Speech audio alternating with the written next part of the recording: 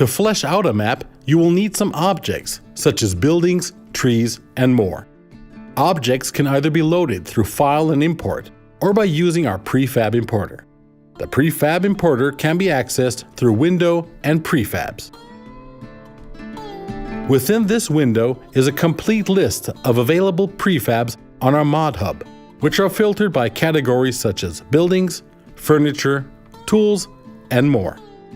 Select a tree here and click on Import Prefab in the top left corner of the window. As usual, select the tree to the left inside the scene graph and place it with Ctrl and B and a mouse click. Press Ctrl and B once and hold the left mouse button. Pressing Ctrl once again will place the tree in a random rotation at the current location the mouse cursor is at. This is especially handy when placing lots of variants of the same object, such as trees. The object can be moved, rotated, or scaled with the help of the pivot. The same also goes for the Attributes panel to the right. Keep in mind to never change the scale of your trees on the map, since this could break their forestry functions in the game.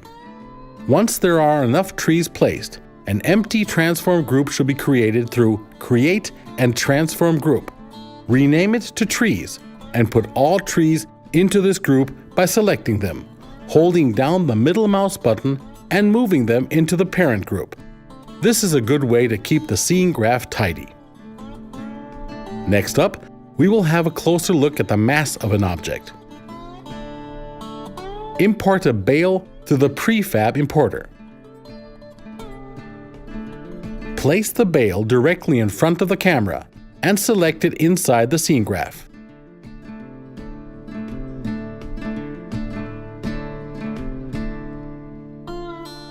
Click on the Rigid Body panel in the Attributes window to the right.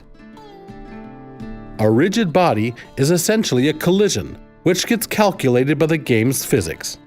There are 3 different types of rigid bodies: dynamic, static, and kinematic.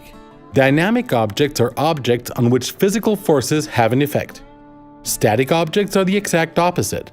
They are immune to any physical force. Kinematic objects are objects that can exert a physical force on other dynamic objects, but are immune to any forces themselves. Objects such as trains or AI vehicles are kinematic objects, for example. The checkboxes for Compound and Compound Child are important when using different collisions for complex objects such as tractors with different parts. This only applies to fixed objects though. Collisions for objects such as 2-axle tippers and their shafts will have to be set through joints on the model and vehicle XML, since parts of the collision are moving here. The collision checkbox activates the collision mask, whose values we can look up inside the SDK folder of the game installation path. The trigger checkbox is used to define a collision as a trigger. The restitution value defines how far an object will be pushed back once a collision occurs.